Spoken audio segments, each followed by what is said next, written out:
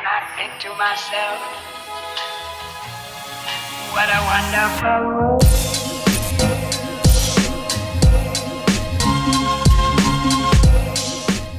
Halo semuanya, selamat datang kembali di Story Film.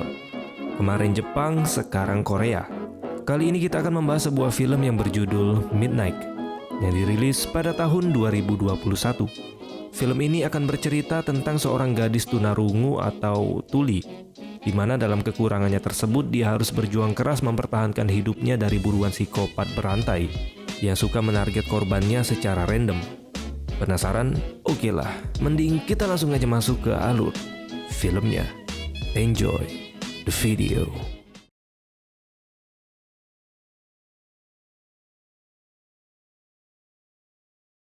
Film berawal dengan diperlihatkan seorang wanita, sebut saja namanya Nana, yang terpaksa berjalan kaki karena taksi yang dipesannya telah diserobot oleh orang lain. Tidak lama kemudian seorang pria bernama Dosik menawarkan dirinya untuk mengantar Nana pulang. Namun dengan nada sinis, Nana pun langsung menolak tawaran tersebut. Dan hal tak terduga pun terjadi, karena ternyata Dosik ini merupakan psikopat yang suka membunuh orang secara random. Dosik kemudian memancing Nana untuk mendekat ke mobilnya. Dan ketika Nana mendekat, tiba-tiba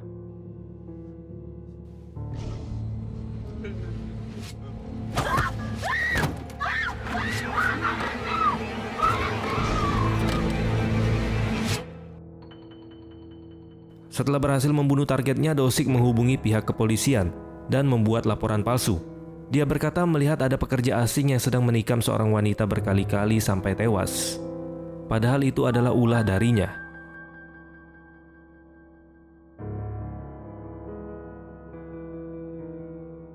Keesokan harinya kita diperkenalkan dengan pegawai kantor asuransi spesial bernama Kyungmi. Kenapa spesial? Karena di pekerjaannya Kyungmi khusus melayani konsumen disabilitas. Perlu diketahui juga Kyungmi ini merupakan seorang tunarungu. Namun hal itu tidak menghalangi dirinya dalam menjalani kehidupan sehari-hari.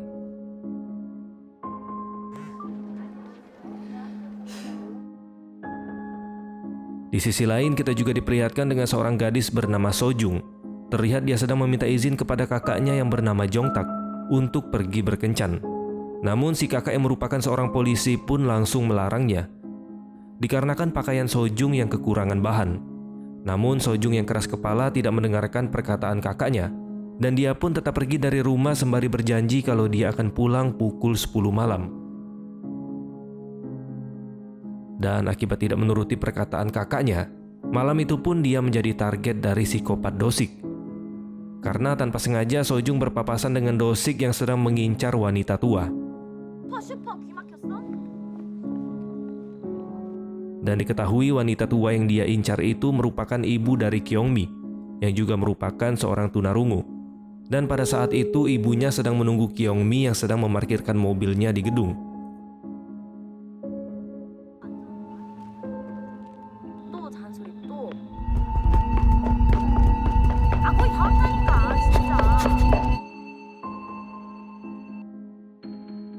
Di sisi lain, Jongtak mulai merasa khawatir karena sudah lewat jam 10 malam tapi adiknya belum juga pulang ke rumah.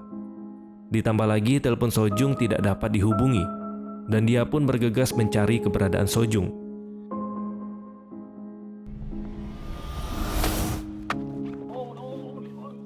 Singkat cerita, dalam pencarian itu tanpa sengaja dia bertemu dengan ibunya Kyungmi. Jongtak pun langsung bertanya tentang keberadaan adiknya.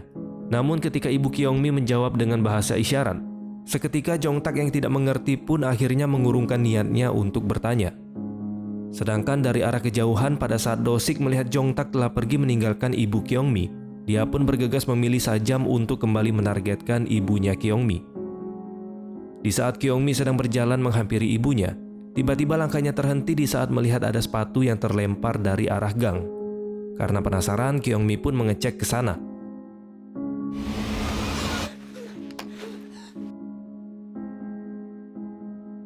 Dan dia pun langsung dibuat terkejut ketika melihat ada seorang wanita yang sedang terluka. Dan dia adalah si Sojung.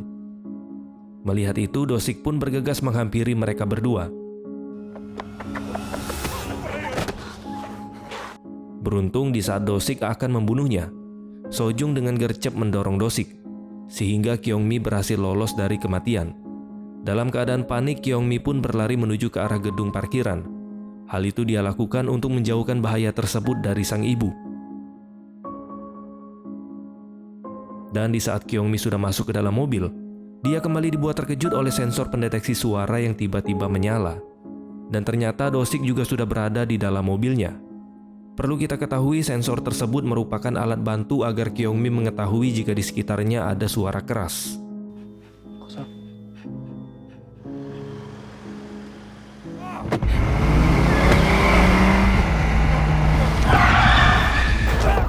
Setelah Do-sik terlempar, aksi kejar-kejaran pun kembali terjadi.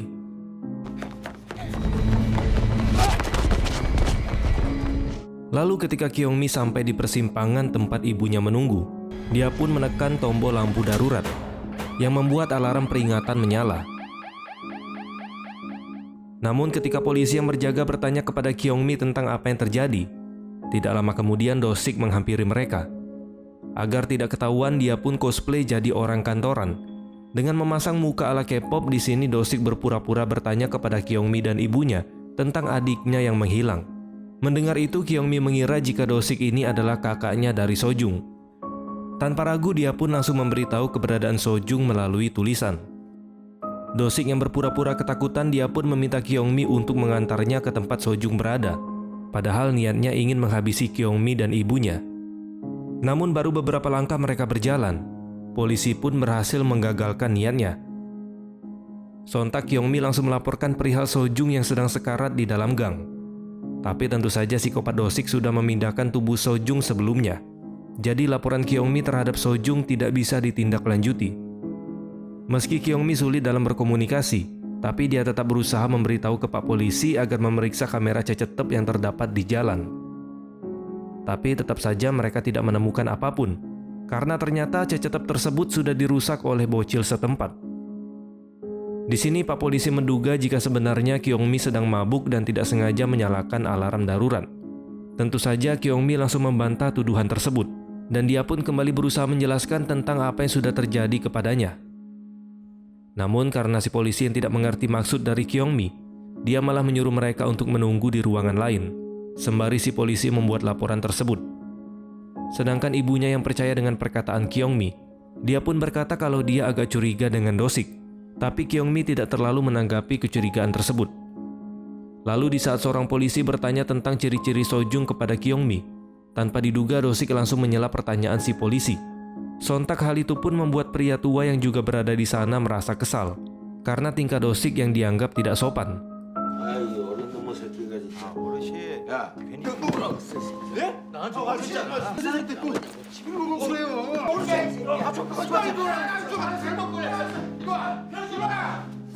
Setelah pria tua itu diseret keluar dari ruangan, Do-sik kemudian mendekati Kyung-mi untuk melihat laporan yang telah dibuatnya. Kemudian dengan bahasa isyarat, ibunya Kyung-mi kembali memberitahu tentang kecurigaannya terhadap Do-sik, di mana dia melihat pada HP Do-sik terdapat foto seorang wanita. Merasa sedang digosipin oleh ibu dan anak tersebut, Do-sik pun berniat ingin membunuh ibu Kyung-mi di sana. Namun di saat dia akan mengeluarkan pisau, tiba-tiba Jong-tak datang sambil ngamuk-ngamuk karena dia kesal belum menemukan adiknya. Lalu ketika Jong-tak menyebutkan ciri-ciri dan di mana terakhir kali Sojung berada, Pak Polisi pun menyuruhnya bertanya kepada Do-sik, Kyung-mi dan ibunya perihal si Sojung. 혹시 여기 여자애 본 적 있으세요? 내 동생 봤어요? 얘기해봐요. Sesaat kemudian ibunya Kyung-mi teringat sesuatu. Namun ketika dia ingin memberitahu hal itu ke Kyung-mi, aksinya pun langsung dihentikan oleh Do-sik. Dan di sini Kyung-mi tidak menyadari jika sekarang ibunya sedang terancam. Lalu tiba-tiba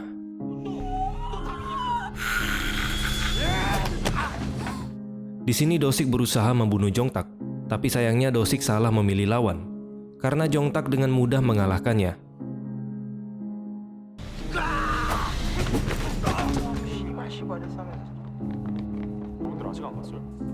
Namun di saat Kyung-mi dan ibunya memanggil polisi untuk menghentikan mereka, Do-sik malah bersandiwara dan berpura-pura menjadi korban atas penyerangan yang dilakukan Jong-tak kepadanya.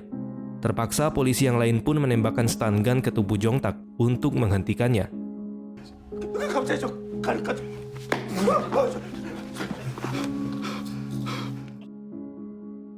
Dan polisi yang termakan sandiwara Dosik pun melepaskannya begitu saja.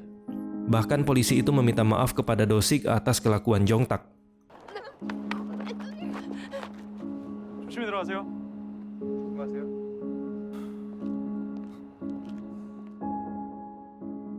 Dan tepat ketika Dosik pergi, akhirnya polisi tersebut sadar jika sebenarnya Dosiklah pelaku yang telah mencelakai adiknya Jongtak. Memang sangat bodoh.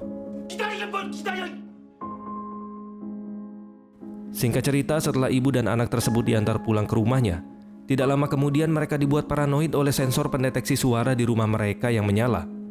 Tapi Kyungmi tetap memberanikan diri berjalan ke arah pintu untuk melihat siapa yang datang. Dan ternyata yang datang adalah bos dari tempat ibunya bekerja. Dia ke sana ingin mengambil barang-barang miliknya. Lalu sang ibu pun pergi bersama bosnya ke konveksi tempat dia bekerja. Tidak lama setelah ibunya pergi, tanpa Kyungmi sadari ternyata Dosik berhasil masuk ke rumahnya. Lalu di saat Kyungmi akan mengganti pakaian di kamar, seketika dia dibuat terkejut karena melihat sensor pendeteksi suara yang kembali menyala. Di sini Dosik mempermainkan Kyungmi dengan menaruh alarm agar Kyungmi mengira tidak ada siapapun di dekatnya. Dengan santainya Dosik melihat Kyungmi yang sedang mengirim pesan kepada Jongtak. Namun yang tidak Dosik sadari, ternyata selain pendeteksi suara bertenaga listrik, di rumah Kyungmi juga terdapat boneka kelinci yang merupakan sensor suara tanpa listrik.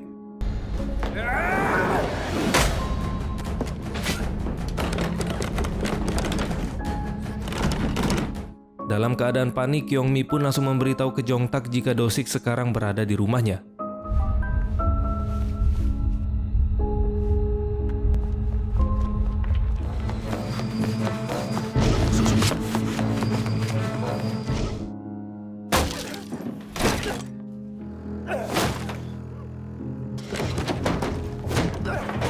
Kemudian Kyungmi pun melompat keluar rumah melalui jendela kamar.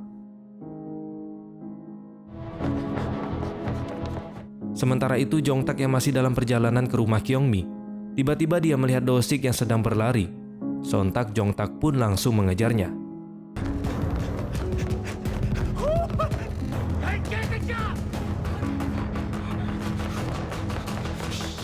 Hingga akhirnya Kyungmi tambah dibuat panik karena menemukan jalan buntu. Di saat Kyungmi telah terpojok, tidak lama dari itu Jongtak pun datang. Di sini Kyungmi berharap Jongtak segera menolongnya. Tapi tiba-tiba Dosik memberikan pilihan, menyelamatkan Kyungmi atau membiarkan dirinya mengeksekusi Kyungmi. Dengan imbalan Dosik akan memberitahu di mana lokasi Sojung berada.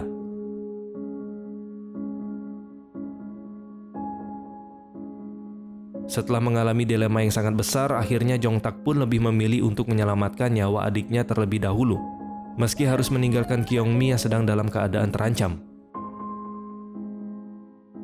Namun sesampainya di sana, Jongtak dibuat kesal karena lagi-lagi psikopat Dosik mempermainkannya. Lagian percaya aja sama congor psikopat.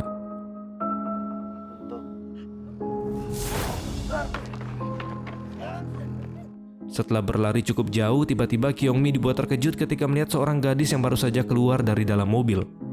Seketika Kyungmi pun menyadari bahwa gadis itu adalah Sojung. Sehingga dia pun bergegas mengajak Sojung untuk bersembunyi dan menyuruhnya menelpon polisi. Sementara Dosik tambah dibuat kesal ketika mengetahui Sojung yang juga berhasil kabur dari mobilnya. Lalu ketika dia melihat ada tetesan darah di jalan, seketika Dosik mengambil pisau lipat untuk mengeksekusi Sojung. Beruntung ketika Dosik hampir menemukan keberadaan Sojung, tiba-tiba Kyungmi membuat keributan untuk menyelamatkan Sojung.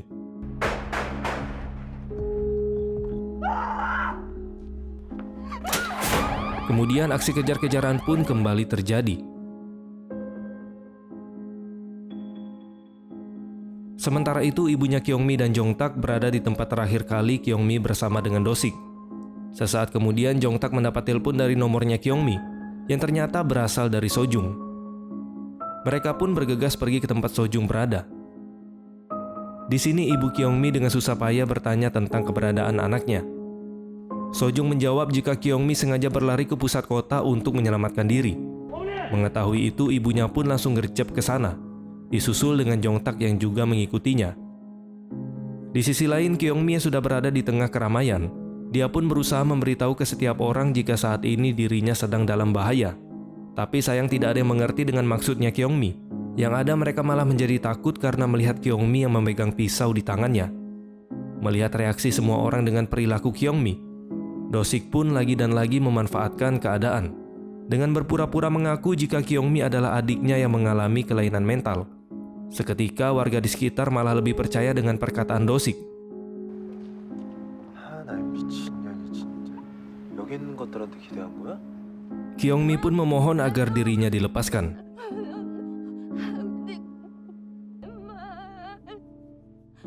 Walaupun Do-sik tersentuh dengan perkataan Kyongmi, tapi yang namanya psikopat tetaplah psikopat.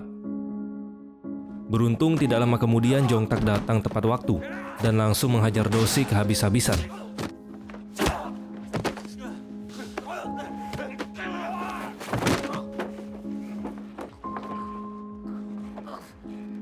Setelah berhasil melumpuhkan Do-sik, dia pun memberitahu Kyongmi jika ibunya sedang mencarinya di sekitar sini. Tidak lama kemudian, tiba-tiba sontak Kyongmi langsung menodongkan pisau ke arah Do-sik. Tapi kali ini Do-sik tidak lagi memperdulikan Kyongmi dan Jong-tak, karena targetnya sekarang adalah mencari ibunya Kyongmi.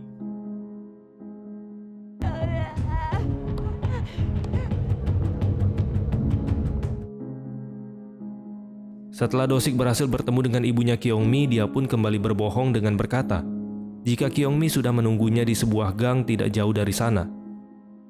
Beruntung di saat mereka ingin berjalan ke dalam gang tersebut, Kyongmi pun melihat keberadaan mereka dan bergegas menyelamatkan sang ibu.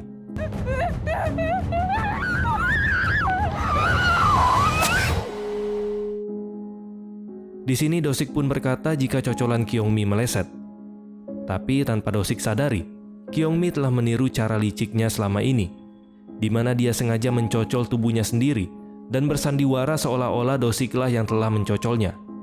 Seketika semua orang di sana pun menjadi panik, sedangkan Do-sik kebingungan dengan apa yang barusan terjadi, karena biasanya dialah yang bersandiwara, tapi sekarang dia malah dipermainkan oleh korbannya sendiri. 내가 한 거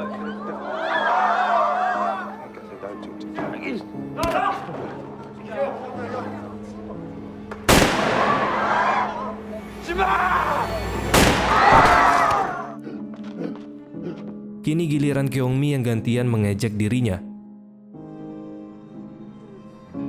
Do-sik yang emosi pun berusaha ingin membunuh Kyongmi. Tapi tentu saja polisi yang berada tidak jauh dari sana langsung membuat Do-sik bertemu dengan sang pencipta.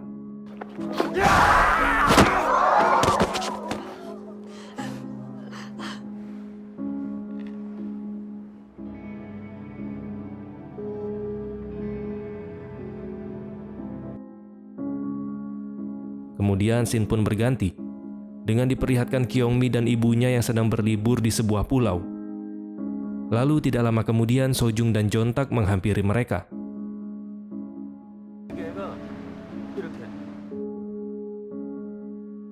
사진 찍고 신나게 놀아요. 놀아. Dan film pun selesai. Ending yang sangat mendosikan. Ternyata Kyongmi lebih psikopat dari Do-sik. Sempat-sempatnya loh, dia kepikiran meniru cara Do-sik bersandiwara. Biasanya Do-sik melakukan itu untuk meloloskan diri setelah membunuh korbannya. Tapi kali ini malah korbannya yang melakukan sandiwara agar bisa lolos dari kelakuan psikopat Do-sik. Oke lah teman-teman, mungkin ini aja yang bisa kita bahas pada kesempatan kali ini. Terima kasih sudah menonton dan sampai jumpa di next video.